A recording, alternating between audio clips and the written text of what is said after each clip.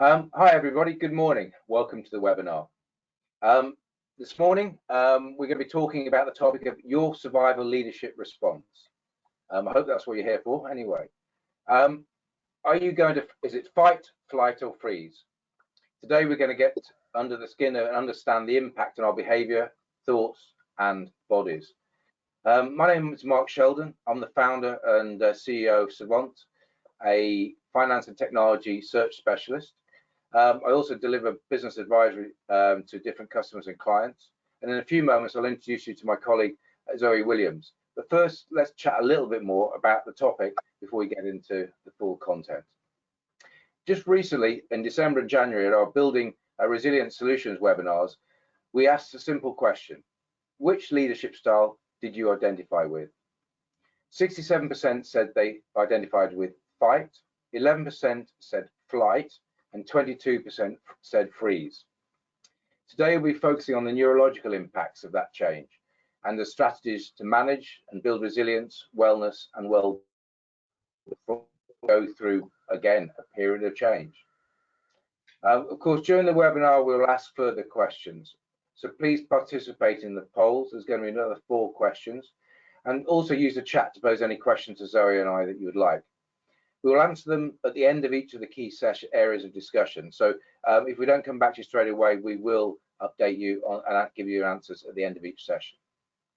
So just a bit of context. Zoe and Savant have provided their services free of charge for this webinar. However, we ask for donations to our nominated charity, which is Action for Children. Every year in the UK, very sadly, over 100,000 children will sleep rough on the streets of this country. And Action for Children work tirelessly to prevent this. Personally, as a chair of the largest single fundraising event, Bite Night, I know what a client's life. So, a child's life, I beg your pardon. Please use the link in the following emails following up this webinar to try and make a donation. All gestures are greatly appreciated. I think moving swiftly along then, let's introduce Zoe. I first met Zoe I think we said about 3 years ago now. It's hard not to be immediately impressed by her energy, her credibility, and insight into many subjects from the perspective of emotional intelligence. She's a coach with over 15 years experience of working in a FTSE 100, 250 finance and risk audit environment. She's also worked closely with CEOs, executives, and NEDs in all these organizations. So together now, I think we've presented at over 10 different webinars. And in partnership, we've developed a portfolio of executive coaching services that's available via Savant and from Zoe to customers on a one-to-one and a team environment. So some recipients of that coaching will actually be on the webinar today, so I hope you enjoy. So without any further ado, I'll hand over to Zoe. Enjoy the webinar and please do ask some questions. Thanks, Zoe. Mark. Thanks, Mark. Thanks ever so much. Good morning, everybody. So hello again to those of you that I've seen on the attendee list are here from previous webinars. Nice to see you again. And welcome to those of you who are new and haven't heard me speak before.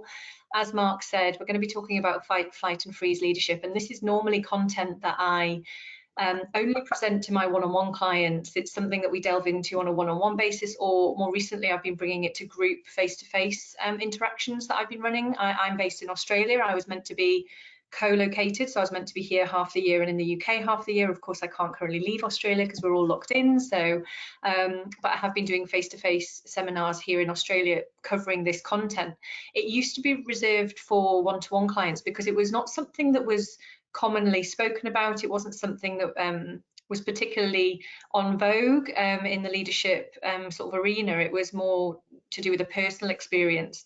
What's happened in the last 12 months is this has become as normal and spoken about and obvious and clear to everyone that we have gone through a global crisis. We've gone through a huge amount of change, and this fight, flight and freeze leadership response has popped up globally all over the place. Any of you that have come to previous webinars where I've spoken about the change curve, we talk about the journey that we go on personally and individually on the change curve emotionally, but then we also talk about group and collective emotional journey on that change curve. So this is part of that. This is that response, that survival response to crises.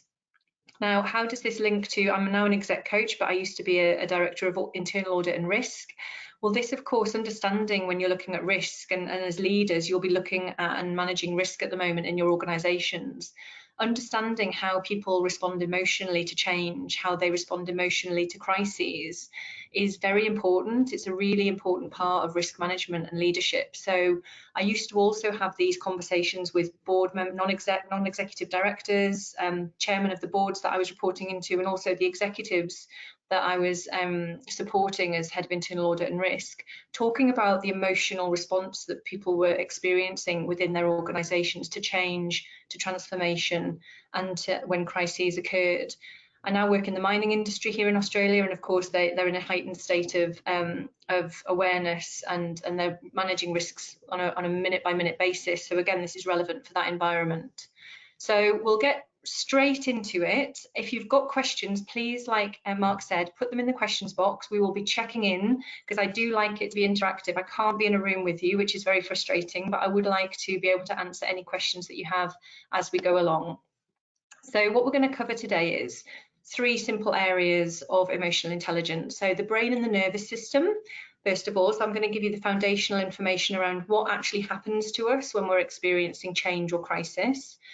The meaning making that occurs in our brain as a result of that physiological and chemical reaction that goes on internally, and then how we can improve our wellness and well-being as a result of this, because this is all quite stressful.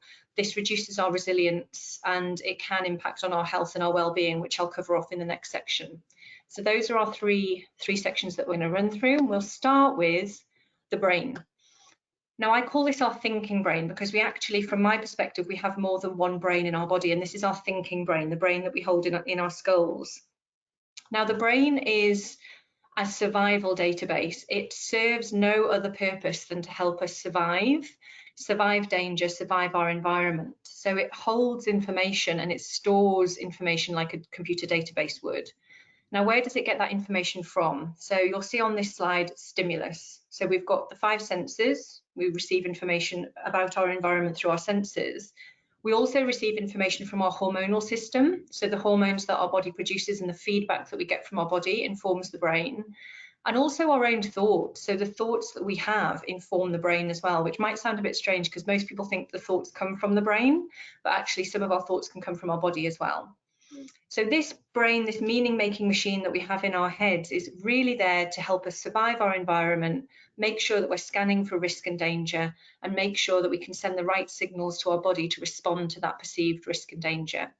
Now, the word that I use there that's really important is perceived.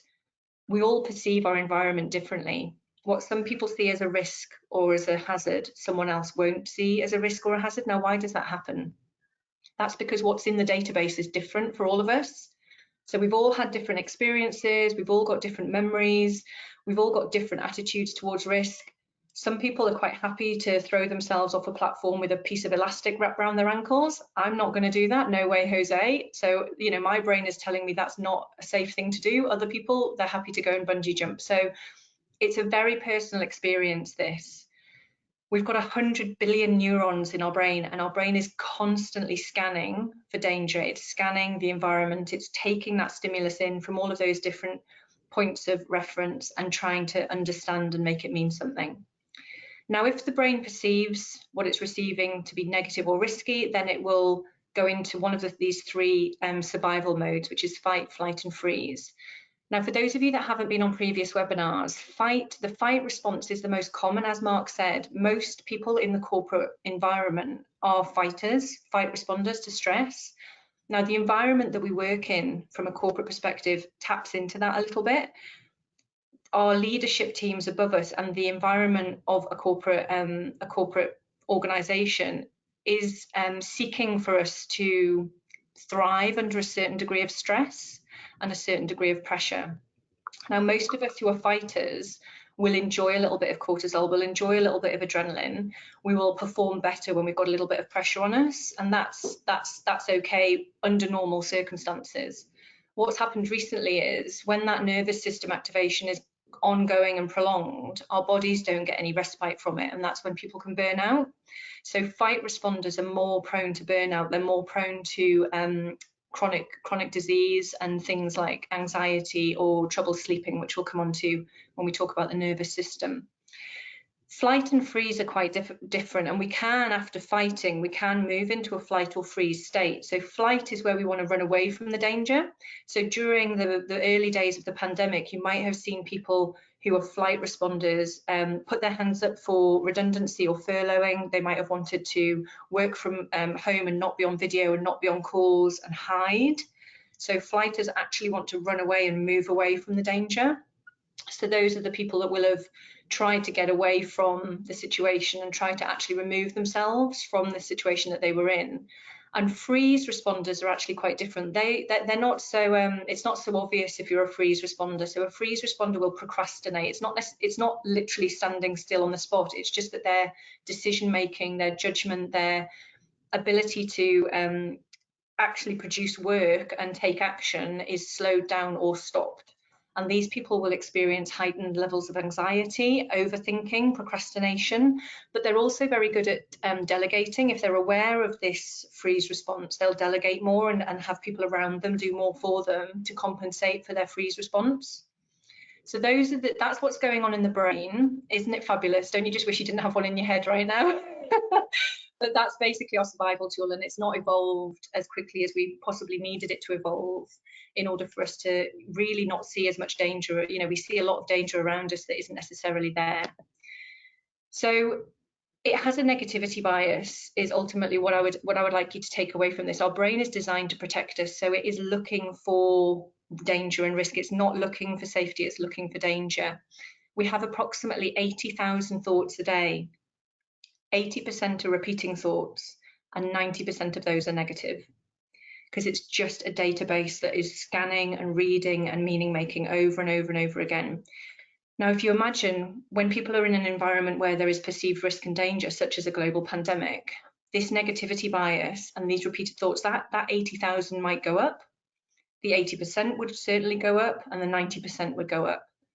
And this is exhausting, really exhausting for the mind and the body.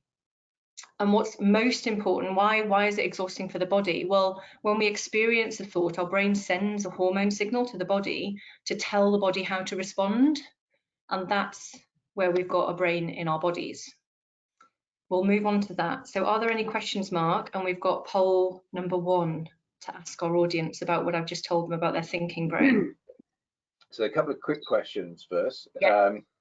So what is the best way to stop or control the very first subconscious reaction without it becoming overwhelming, and obviously and how do you, and obviously especially fake it to outsiders? How do you present calm when maybe that's not the obvious response?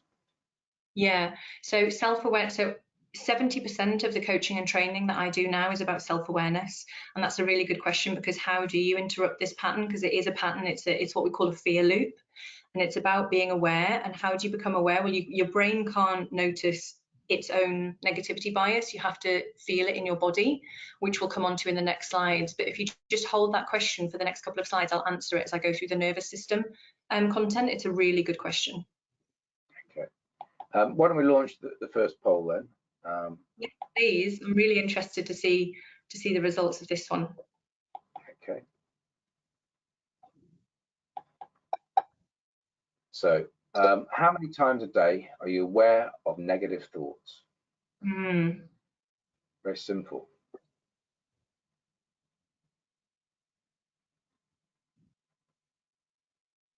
And this is the awareness piece. The reason I've asked this question is I'm just wondering how aware we are of this, that this is happening to us, because most of it is in the subconscious mind. It's only when the brain hooks on or latches onto something that it pushes it into our conscious mind and brings it to our attention. But the 80,000 thoughts, of course, are happening in the background. If we had 80,000 thoughts and we were aware of them, we'd be, yeah, we wouldn't be able to function. Overwhelmed. And very overwhelmed, yeah. So, but of course, are there answers? Are the results in? Yeah, I'm just waiting. We've got 87% of people have voted. So if there's anyone else left to vote, I'll keep it open another 5 seconds.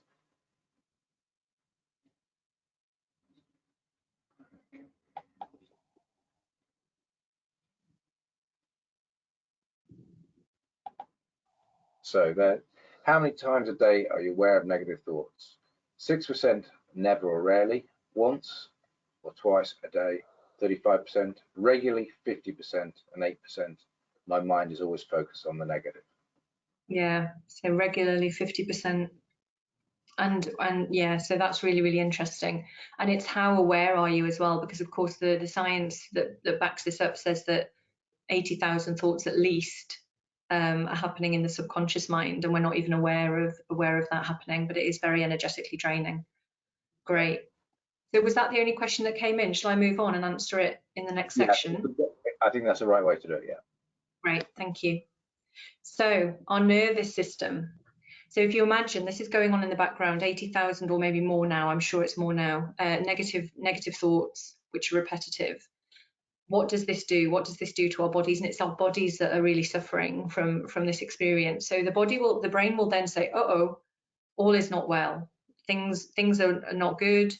I need to prepare the body to fight this. If 70% of us are fighters, it will send cortisol and adrenaline to the body. Even if you're a flight or a freezer, it'll still send these hormones, but fighters get more because the fight response is to move towards the danger.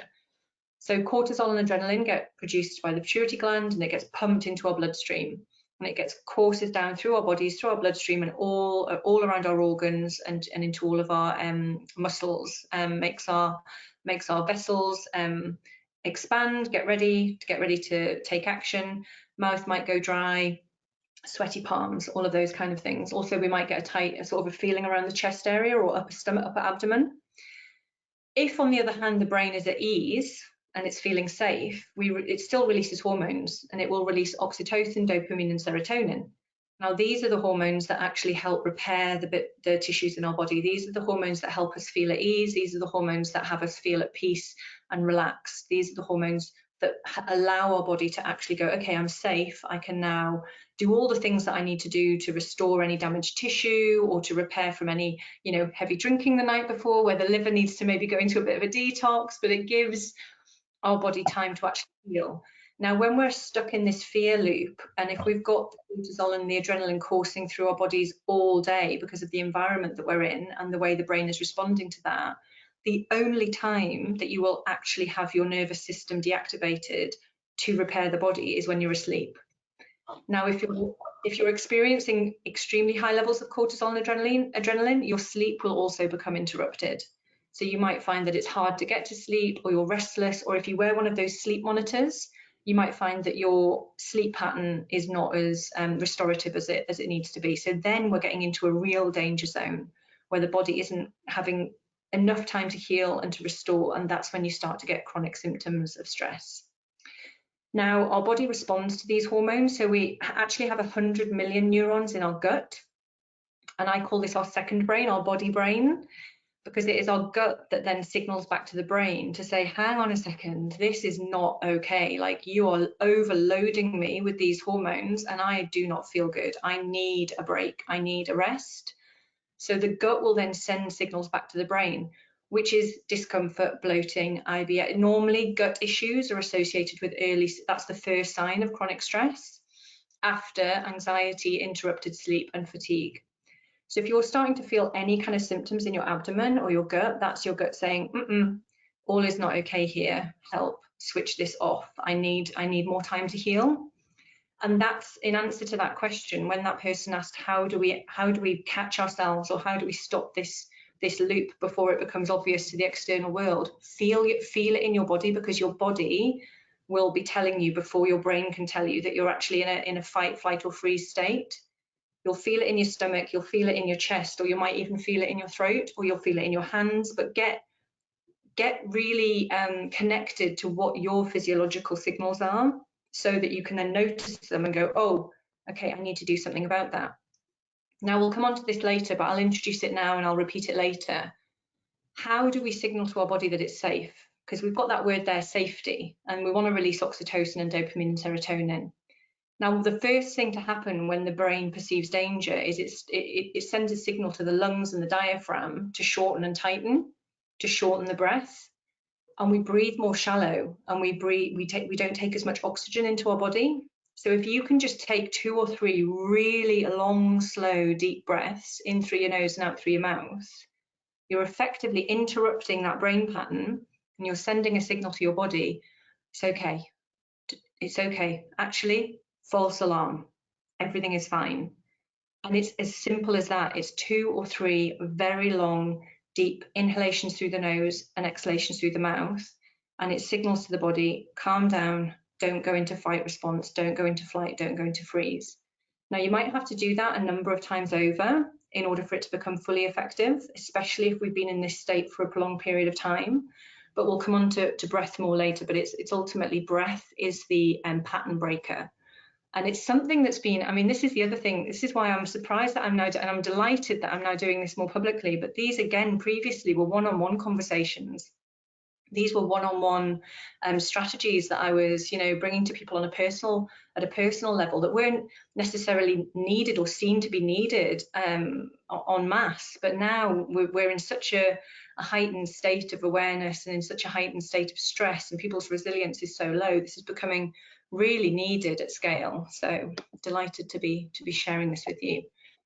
So basically, just in summary, cortisol is designed to increase blood sugars in the blood so that our muscles have energy. So you will find that when you're in a heightened state of stress, you will be craving more carbohydrate, you'll be craving stimulants like caffeine, sugar, and you might be tricking yourself into thinking that glass of red wine at the end of the day is something that's actually going to help your nervous system calm down. It will momentarily for an hour or so, but it will also interrupt your sleep and have a detrimental impact on the healing process that evening. And then adrenaline is designed to increase the heart rate, elevate blood pressure, and boost energy supply. So again, with that adrenaline, you'll find the breathing shallows and the heart rate increases. So there's quite a lot of information there. In summary, too much stress hormone, and our gut will tell our brain. But like I said, there are often, when I work with individuals who are experiencing mild or moderate symptoms of stress, it starts in the gut, and chronic stress normally is some kind of gut and energy level issue. So it's really important that we listen to and respond to these signals. And more often than not, we will just put them to one side. We'll feel discomfort in our body, and because we perceive that work is more important than our health sometimes, and oh, it's just a tummy ache, and if I just take some antacid or some milk of magnesia, do you remember that? That's a blast from the past, but something to just settle it down. We try and mask it with medication, we try and mask it with remedies rather than actually treating the cause of the symptoms, and these can develop into some quite serious problems. So questions and the next poll. We've got no further questions at the moment, so feel free, ladies and gentlemen, please do ask them. Shall we go to the next poll? Yes, please. And if there are no questions, I often take that as meaning everything is making perfect sense, which is really good news. But also, I can't quite believe it. I can't either. I'm sure it's an interesting perspective to think about the body telling us how to respond. We think the brain's in control. Yeah. Oh, the brain is wild. Yeah. The brain is, it's very, very linear, the brain. It doesn't have much grey to it. Right, let's launch the next question. Go for it, yeah. And while you're launching that, I might just keep talking a little bit. So do you have any physical symptoms of too much stress? Do I? And this is the poll, I've just asked it. Oh, I was going to say, I'll talk about stress. Thank you, because I'm sharing my screen. I can't see the answer as well if you want. Please do. Yeah, of course we all do. Yeah, mine's often my sleep. I often need to sleep more when I get stressed, and that's a sign, because that's my body saying to me, "Oh, I am not getting what I need during the day, so I need to take it at night." Yeah. I get an alarm clock at about 3 o'clock in the morning in my head. I start thinking about something. Shallow sleep, and I can't clear it. So I have to distract myself before I can relax again to go back to sleep. That's those 80,000 thoughts. It is, yeah. Not all negative, but it's once you've started thinking, I can't switch it off again. That's the trouble. Yeah. Breathing, deep, shallow, deep breaths. Yeah, because the shallow breathing is an issue for a lot of us. Great. So here we go. So, Yes. so the question, do you have physical symptoms of too much stress? No, I have no symptoms in my body, 15%. Mild Great. symptoms, headaches and distraction, lack of focus, 43%. Yeah. I have symptoms, as you described, gut, muscular and energetic, 36%. And I have severe symptoms of stress in my body, 6%. Okay, so we've got what, 80% of people knowing that they have symptoms? 85%, yes. Yeah, that's why we've now chosen to do this as a topic, as a webinar, because it's just what we're seeing it everywhere. We're just seeing it everywhere with the last 12 months, and the again, going back to that stimulus, you know, the brain taking in stimulus. One of the most damaging areas of stimulus that I've seen over the last 12 months is the news and social media. And the news normally, I mean, that's how they make it news, right? It's meant to lock the brain in. It's meant to grab our attention and have us hungry for more information. And it's speaking to that negativity bias. You rarely see news reports of stuff that's good. It's often alarming or, you know, dramatized or heightened. And this is why soap operas are often found to be quite addictive as well, because they can be quite negative storylines. And again, it's locking into that negativity bias that our brain has, and it's intriguing for the brain. So one of the things that I recommend all of my clients do when we work together, when we're doing a coaching sort of 3-6 months relationship, I ask them to minimize their exposure to the media and social media. And I ask them to really, you know, if you have to, read certain articles in a newspaper, not online. Try not to expose yourself to this bombardment of negativity, and because it does just hook the brain onto scanning for information that is loaded with negativity bias. So yeah, that's 85% is a high number for sure. We've got a few questions coming. That's and some support. Just saying that the presentation is perfect. Someone asking, how can you effectively remove dependency on caffeine in such situations? Well, I mean, it sounds extreme. And if I'd said this to an audience a couple of years ago, I'm not sure it would have landed, but I think people are becoming more open to it. Again, clients that I work with, I've got a kind of a checklist of do's and don'ts, and the top 3 are: do not drink caffeine, do not drink alcohol, and do not eat sugar, processed sugar. Those 3 things are stimulants, and if you think about the amount of stimulus that our brain is already receiving from our thoughts, from our body, from the environment around us, from what's going on, does it really need any more? Like, does it really need any more stimulants? I know that we have a story around caffeine that we think it's needed to maintain the energy levels, but overall, because what it's doing is it's sending more of that stress hormone to the body, it's actually depleting your energy longer term. So what happens when my clients come off, and it sounds like I'm taking them off drugs, but effectively I am, when they come off their caffeine and their sugar and their alcohol, there's a week or 2 of adrenal fatigue, where, you know, their adrenal glands really start to show up as overly fatigued. And the adrenal glands here are where the adrenaline, you know, that's where it kind of accumulates the most. They're depleted. So taking supplements, taking B12 vitamin, and eating a lot more vegetables in your diet, because we get on most of us eat way too much carbohydrate and too much meat and protein, and not enough fruit and vegetables, which is where we get our healing antioxidants from. It's where we get our minerals and our vitamins from to heal the body and the nervous system. So I would recommend, I mean, if you can bear it, I am now, since last year, I am now vegan, and I am now caffeine and sugar free. Wish I could say I was alcohol free. We've all got to have a vice. Do like a glass of champagne now and again. Nobody's perfect. But if you can reduce the amount of stimulants that you're putting into your body, social media, news, caffeine, you know, substances, and really give your nervous system an opportunity to breathe and take as much of a break as possible, you will be astonished at the difference it makes. But you have to stick with it for at least 2 weeks to see the full benefit. We've got a few more questions coming in, which, I mean, it's quite hard to abstain in these situations, but I think there's a balance, which is what we're trying to say, and that's had to change and adapt during the last 12 months, certainly. You know, I think I was having a discussion with somebody recently, you know, I'm involved obviously with Savant, but a couple of other businesses as well. By the time you've got WhatsApp group friends chats and bits and pieces of things, you're easily getting 400 or 500 messages a day, let alone you pick up stuff from the news, the radio, wherever you want to be.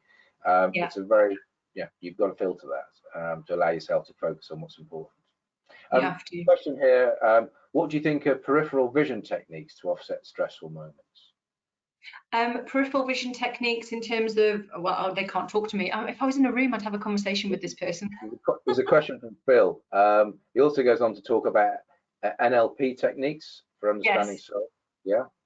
Yeah, so I use NLP techniques with my one-on-one clients, and it's really, really, really effective. And if any of you are interested, I'd highly recommend getting books, because you can practice NLP on yourself. So this is part, so what Phil's talking about is he's talking about reprogramming these negative repetitive thought patterns in the brain. So it's really, really effective. First thing you need to do is notice the thought. So for example, notice one by journaling every day. Notice one repeating thought or a couple of repeating thoughts that you're having every single day that your brain is latched onto, and then defining or deciding on a new way of thinking or a new belief to have around that thought. So literally reprogramming and resetting your brain. Now, somebody else said on the first question, is it just a case of faking it till you make it? Now, I don't necessarily, I mean, that makes it sound like we're being something that we're not, but actually when you're doing an NLP and when you're trying to reprogram this fear loop that we get stuck in, it is actually faking it till you make it, because you're just trying to overwrite the database. It is literally a database that has programs in it. It has synapses that are firing and wiring all of the time. And what we want to do is we want to break those connections, and we want to reform them with new beliefs and new thoughts. So breaking them is that pattern break. So breathing, noticing, self-awareness, journaling, and bringing some of those thoughts from the subconscious to the conscious. So breaking that pattern, and then reforming new thoughts and beliefs by actually creating new beliefs that you want to have around that subject matter, or creating new thoughts that you want to think. So people, people who are into mindfulness and meditation talk about daily affirmations, and it's something that's been regarded as fairly hippie and kind of out there, but actually it's a part of NLP, actually reprogramming your thoughts, and the way that the brain takes information in and perceives it is about reaffirming and overwriting the old thoughts with new thoughts. So yes, really, it's battling those negative thoughts that the brain's giving you. Phil goes on, actually uses a good perspective. He tends to think of times that have been much worse than the current situation. That helps him get a perspective on what's reality now, not just what's the noise. Exactly. So one of the key parts of emotional intelligence that we work on is called reality testing, where you actually, what our brain does is this. Oh, well, we're coming on to it in the next section, actually. Should we go there? And we'll pick them up in a little while. Yeah. Okay, let's go there. Let's go and answer Phil's question here, because this is my little model that I've designed that is basically simplified NLP. We'll come back to communication and decision making. We'll come back to this one. So let me quickly move forward to here, meaning making. Now, meaning making, thank you, Phil, for this question, is what does the brain do with the information that it is receiving? So the stimulus, the external environment around us, stuff is happening around us all of the time. So that circle where it says what happened, that's the facts of the situation, that's the reality around us. And then this database that I've been describing to you, the brain makes what it's seeing or hearing mean something. So it overlays it with a story, it overlays it with a narrative. Now, where does that narrative come from? Well, it comes from the belief system and the values that the brain has in the database. So what we believe to be true informs our meaning making. So for example, if you've got a room of 10 people and you show them a picture, those illusion pictures where some people can see an old lady and some people can see a beautiful woman. It's exactly that. It's that perception of what we're actually seeing or what we're hearing. Different people's brains will interpret the same information in multiple different ways. So why does this matter? Well, why it matters is because when these two things are collapsed on top of each other, so when we can't separate the meaning from what's actually happening around us, and I call that collapsing the two circles, we get stuck in this emotional cycle or this emotional trap where we're having a repetitive negative thought about something, and we might even then project that thought into the future and start to catastrophize about it. So we might layer meaning on top of meaning on top of meaning. We might create a whole story and a whole narrative of future events that we expect to happen based on nothing, based on just beliefs, based on the database being stored with information from our past experiences. And people who suffer from anxiety have this happen a lot, and it's really common, where the brain just gets carried away with itself and it projects all of this meaning making into the future, and it results in, you know, something really terrible potentially happening, when what has actually happened might be very simple and straightforward. So to Phil's point, what he's doing is he's actually uncollapsing the two circles. So when I'm coaching people to do this, I'll say, right, we need to have you draw two, you literally have to draw two circles on a piece of paper, because there's no good, you can't the brain can't unthink itself, you know, it can't unknot itself through thinking. You can't tackle the problem with the source of the problem. So you draw two circles on a piece of paper and you write in one circle, okay, what has actually happened? What is the reality here of the circumstances that I find myself in right now? And what is my brain making that mean? And it's really uncomfortable for the brain to do this, because it doesn't want you to see the two circles as separate, because that's not safe. It wants you to believe that they are one and the same thing, because it's part of its survival instinct. So when we try and uncollapse these two circles, it's quite a difficult process for some people, and there's some resistance that will be experienced normally feeling it in the body. But once you can see that actually the what's happened and the meaning are two completely different things, and actually what normally is happening isn't such a big deal, and the brain is just locking in or getting attached to drama and story, things are we can cope with things a lot more. We can see clearly, we can focus, we can decision make, we can communicate more rationally, we feel calmer, we feel more in control, we feel less anxious. But if we allow this meaning to get out of control and collapse itself over the what happened, that's when we get overwhelmed, that's when things feel chaotic, that's when we feel out of control, that's when we get confusion, and we get this kind of brain fog, which happens when we've had too much exposure to too much stress. Does that make sense? Yeah, very much so.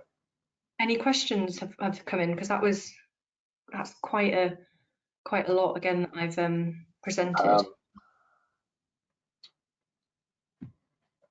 Yeah, so again, comment about refocus and getting a perspective. This happens with positives, like a good, strong reminding yourself of a good time. Yeah. What if your brain is always correct? Should you really reprogram it? What if it's always correct? Well, if it's always correct, and if you're not experiencing thoughts that are limiting your ability to perform or limiting your ability to do anything, and everything's operating as it should, no, absolutely stick with it. Good job. No, not sarcasm, no, genuinely. Because we can find ourselves in that state. We can absolutely find ourselves in a state where, you know, all the thoughts that I'm having are conducive to what I need right now. Would you call it a Zen state? Well, do you know what? No, because sometimes, especially the miners, I've got them at the forefront of my mind because I was with them a couple of weeks ago. They are dealing with a crisis almost all the time, so they need to be in fight mode. Yeah. So they do not need to be Zen. We need especially the coordinators. We need them to be like, you know, and police and ambulance people and fight. You know, the optimum state of mind there isn't an optimum state of mind general. There is an optimum state of mind for the circumstances that you are finding yourself in. And as long as you can choose that optimal state and be able to do this, navigate these two circles and be aware of what's going on, then yeah, it can be Zen, or it can be absolutely in action and running towards the fire. Melinda asked a good question. How do you get your colleagues to rethink their reactions? Well, I always answer this question by saying role modeling and showing up as the best version of yourself is always the best way to influence other people. If we try and tell people or explain to other people, what we're doing is we're talking to their logical brain, and if they're responding in a way that isn't helpful for the organization or for themselves, that's not their logical brain that's causing that. It's their emotional, it's their nervous system. So it's quite difficult to speak to someone's nervous system and to have them adapt their behavior by speaking you know, logically to them. You must notice this. So if your partner or if your child, I mean, I've got a 13-year-old. Just before this call, I was having a little 13-year-old moment that Mark and Darren had me come on the call to talk about. And if there's emotion between two people, or if someone's in an emotional state, talking to them logically and rationally rarely works to have them hear what you're saying. So I would always recommend the best way to influence others from an emotional intelligence perspective is to work on yourself and show up the way that you think is most conducive to what it is that you're trying to achieve. Okay, right. Let's keep rolling on. I think we'll go to the next. Yeah, so I'm going to go back to where I was meant to go next before Phil's question, because I don't want to miss this bit, which is really important. So communication and decision making. So how does this impact on our communication? So like we just talked about in the answer to that question, the emotions and the state we are in obviously influences our communication, but it's not just what we say, because some of us don't speak when we're feeling stressed. We will bottle it up, but it will leak out of us. Now, when I say leak, we might become a little bit more passive aggressive. We might say things that we wouldn't normally say, but in a kind of sarcastic tone, or it might be that our non-verbal leaks how we're really feeling. So our body language and the way that we move, or the way that we look. So there's one, he's just come to my mind, there's one person that I'm working with at the moment, and he and I are working on his non-verbal leaking, because in meetings, he will not speak or say anything, but the way that he responds to other people's comments and suggestions, I mean, it's completely obvious to the room whether he agrees or disagrees, and that has an impact on the whole, because he's the leader of that group of people. That has an impact on the whole process, because they're looking to him to wait to see how his body reacts after they speak to judge whether he's in agreement or not. So our emotions and our state influence our communication. The more activated our nervous system is, the less consciously we are behaving. So thank you for that question about how do we influence other people. If people are in this heightened state of stress, and if their resilience is low, really their self-awareness is going to dip. They're going to be in fight, flight or freeze mode. And what we need to do is role model and show them, so that what they're receiving, that stimulus that they're receiving, is different. So that they've got some data that's feeding their emotional system, not their logical brain, which is the one that's causing that's where it's all starting. But you need to feed them something different emotionally. So it might be role modeling, it might be demonstrating the desired behaviours, but it also might be, for example, I used to notice if one of my colleagues was stressed in the office next to me, I would say, oh, do you fancy, I'm just going out for a breath of fresh air, do you fancy a walk? And 9 times out of 10 they'd say yeah, and I would be their pattern break for them, and we'd just go and do a 5-10 minute lap around outside the grounds outside the office, and that would be all they needed to get their body back into a state of calm, you know, just to snap them out of whatever was going on. I wouldn't talk to them about what was going on, because then you just keep them there. So you talk about something else, you talk about something random, you talk about something light, again, just to break that pattern of thought, to break that pattern of the cortisol being pushed down into the body. Now, relationships. Obviously, the way we communicate impacts on our relationships, and if we feel threatened, or if we are in this state of activation, we're obviously not as open to receiving other people's communication, but we're also making up this meaning. And it's actually quite good, Phil, thank you, that I've gone forward to the meaning making, because now I can talk to it around relationships.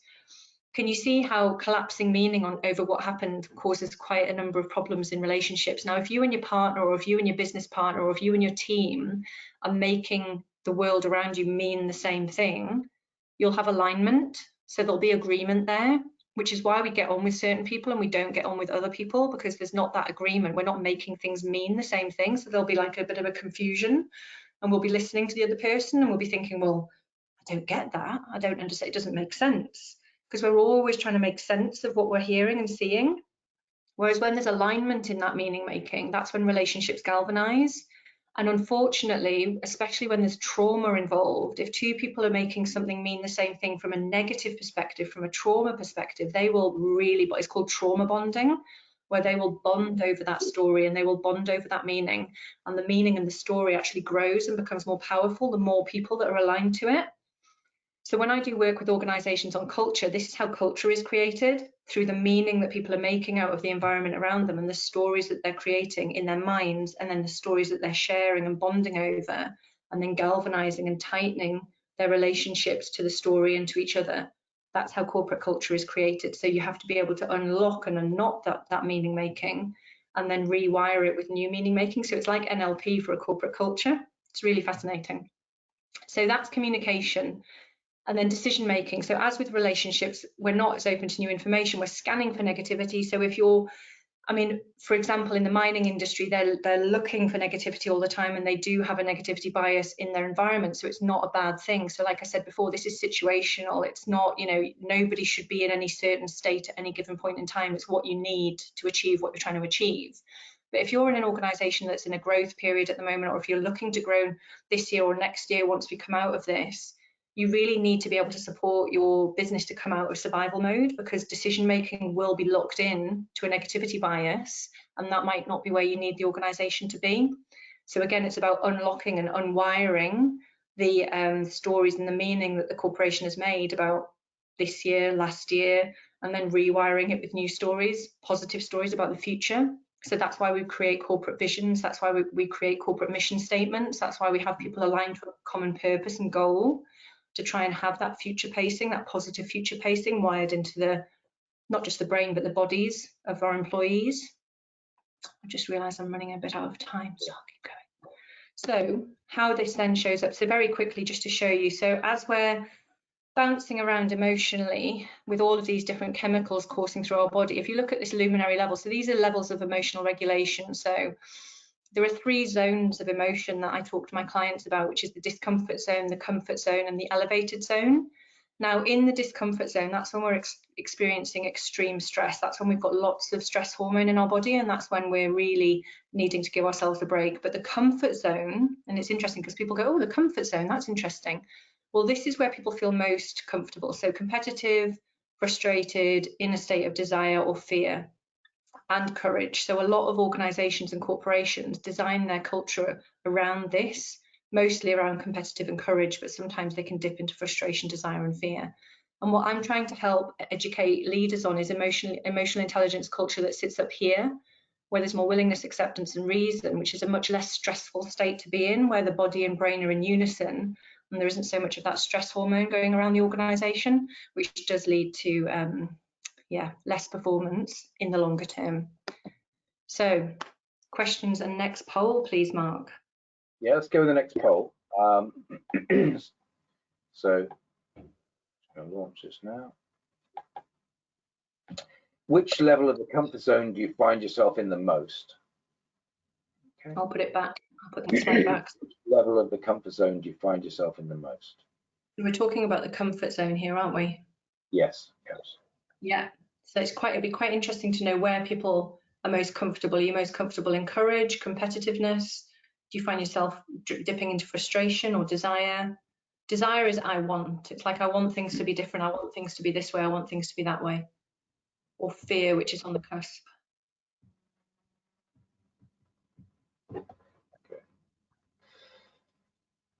Okay.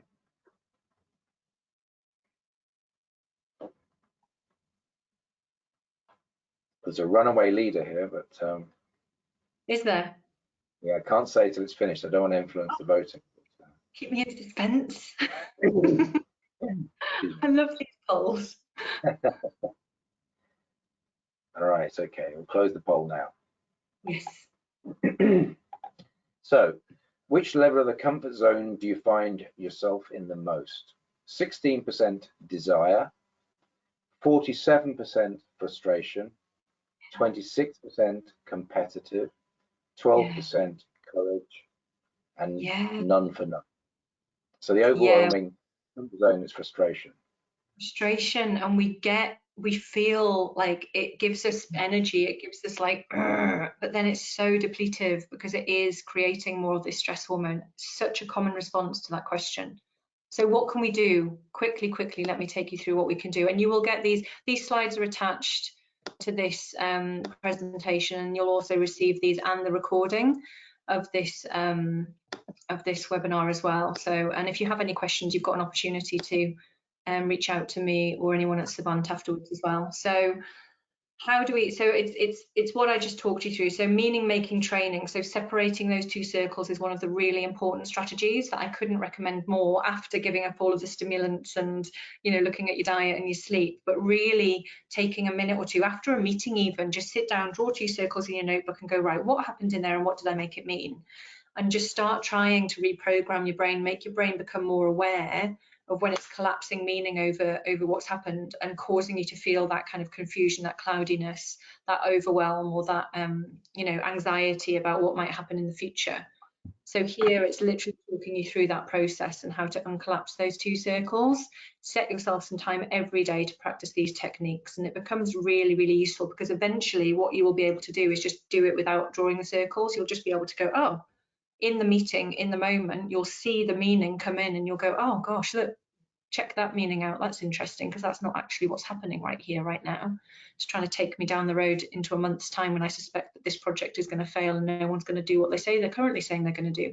Let's uncollapse those two circles and let's just be with what's happening in the present moment. And then how to calm the nervous system. So we talked about breath. The fastest way in the moment to calm the brain and the nervous system and the body is circular breath. So again, if anybody's interested in learning more about circular breathing, which is a continuous inward and out, so you breathe in for 4 counts and you breathe out for 4 counts, and there's no break in the breath, it's continuous and circular.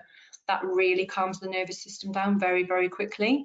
I do it before most of my meetings, just for a minute or two, just to get myself into the right mindset. Diet, so reduce the stimulants. Sensory inputs, switch off the negativity, switch on the positivity. So things like I like Instagram, I like to use it for my business, but I did a big Instagram detox and I took anything off there, unfollowed any accounts that were tapping into that negativity bias, and I follow stuff that is ultimately more positive and more, you know, optimistic content. Now again, it might be fake it till you make it, because there is a reality out there of something going on. There is stuff going on that isn't good, and we should be aware of it. So it's not about ostriching and putting our head in the sand, but it is about being able to just tap into it and choose when you expose yourself to it, rather than it being this constant onslaught. And then finally, breath. I can send you a link to some guided breath work. So I've got some audios that I will ask Darren to send out with everything else. Like we said before, diet, just 2 weeks. If you could bear it, 2 weeks of reduced stimulants will reset your nervous system. And sensory inputs. If you can bear to switch off your BBC News app notifications for a couple of weeks and just dip into it as and when you feel there's something important to look at, then please, I encourage you at this moment in time to do that. The end. 2 minutes to go. One final poll, if you wanted, about the. Yeah, go for it. Yes, please. Yeah. What was the last one? Have I missed one? Okay, sorry. Well, so, how often are you trapped in the emotional cycle? Oh yes, this emotional loop of making me. So yeah. What happened? Meaning making collapsed on top of each other. Go for it. Open the poll. Let's see. Yeah. So how often are you trapped in the emotional cycle? Almost always, frequently, sometimes, never. And it depends, right? It depends on what's going on around you. But at the moment, I think a lot of us have got some kind of negative thinking loop going on, whether it's about our kids, whether it's about our elderly parents, whether it's about, you know, work. Interesting times. Okay. All right, so I'll close the survey there, the poll there. So the results: how often are you trapped in the emotional cycle? Almost always, 16%, frequently 50%, sometimes 30%, never 3%. Yeah, 50, 60, 70, yeah, 70% of, yeah. And it is, I mean, yeah, it's very depleting on the, and people are saying to me, I don't understand where my energy levels have gone. And this is where the energy is going. This is where it's going. Yeah. Okay. If I just bring it back, I mean, I'm conscious we're just wrapping up now, really, with a couple of minutes to go. But if I started this with a question, is your physical survival leadership response a real or a perceived thing? I believe on the attendees today would prove undoubtedly it's a real situation, you know, and we need to be managing ourselves to survive it, to deal with it, to be conscious of it, you know. Even just the polls themselves, just really go back over that. 58% of people, you know, said that they regularly had negative thoughts, yeah, in some shape, regular or all their thoughts were negative. We said that in this, 85% of people recognize physical symptoms of stress. We've said that 47% of people find themselves in their comfort zone, being in frustration at this point in time. still, and obviously in the last poll, 50% of people are still frequently challenged emotionally. So it is a real and live situation. We can't just, and if we're feeling that, our colleagues are feeling that, your teams are feeling that, we have to navigate our way through this. And the first place to do that is with yourself. Get yourself in the right mindset, and that will lead and give other people, will respond in the right way to you because of that. Zoe, your thought? Yeah, no, absolutely. And like I said at the start, this is something that was saved for one-on-one conversations, and people were quite kind of, you know, backwards and coming forwards about the fact that they were experiencing low resilience. It wasn't seen as something, you know, it was seen as weak or as a sign of weak leadership. It's not. It's just who we are as human beings. We are a walking chemical reaction that's going off all the time, and it's great that people are now actually talking about it, and it's more of an open dialogue and something that's being, you know, recognized by corporations. I'm thrilled. If you can take this back into your workplace, please do. It's really important that we talk about this a lot more. Just to talk about, following on from this event, we've got a roundtable event to discuss this and building resilient solutions in your teams further, which is next Thursday morning, Thursday the 25th. So if somebody would be interested in that, just please reach out, let us know, and we can book you a place on that. It's a smaller environment, more roundtable. It's a Q&A session for an hour, basically, with Zoe and myself.